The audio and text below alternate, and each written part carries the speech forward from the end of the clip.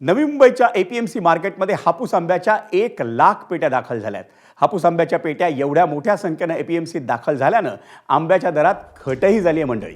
कोकणातील हापूस आंब्याच्या 4 डझनाच्या पेटीला सध्या 1,500 ते 3,500 रुपये दर आहे। नवी मुंबई एपीएमसीमध्ये दाखल झालेल्या हापूस आंब्याच्या 80,000 पेट्या या कोकणातल्या रायगड, रत्नागिरी आणि सिंधुदुर्ग जिल्ह्यांमधून आल्या आहेत। उर्वरित 20,000 पेट्या या कर्नाटक आणि केरळ राज्यांमधून आल्या आहेत। सध्या कर्नाटक हापूस 60 ते 120 रुपये किलो भावानं विकला जातोय।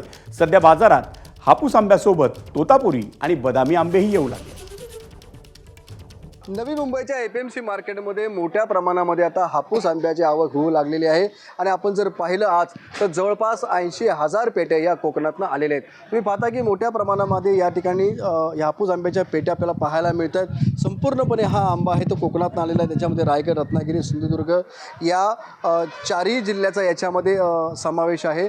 आणि जर आपण यावेळेसचा सीझन जर पाहिला तर फेब्रुवारी मार्चमध्ये आहे तो आंबा कमी आला होता, मात्र आता एप्रिल महिन्यापासून आहे ते आंब्याच्या आवकेमध्ये मोठ्या प्रमाणामध्ये या ठिकाणी वाढ झाल्याची दिसून येत आहे। आपल्याबरोबर या ठिकाणी एपीएमसी मार्केटचे डायरेक्टर आणि घाऊक व्यापारी आहेत संजय पनसरे, आपण त्यांच्याशी बोलूया। सर, काय म्हणाल, आंब्याची आवक कशी होते, कसा सीझन आहे आता? आता 1 एप्रिलपासून आंब्याची आवक फार मोठ्या प्रमाणामध्ये यायला सुरुवात झालेली आहे। एप्रिल महिन्यामध्ये आल्याने तो माल जास्त दिसणार आहे। आज पहिल्यांदाच 80,000 पेट्यांची आवक ही संपूर्ण कोकणातून झालेली आहे।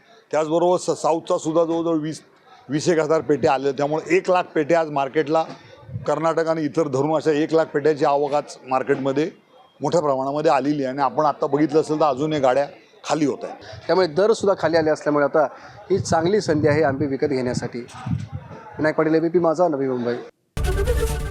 एबीपी माझा, उघडा डोळे बघा नीट।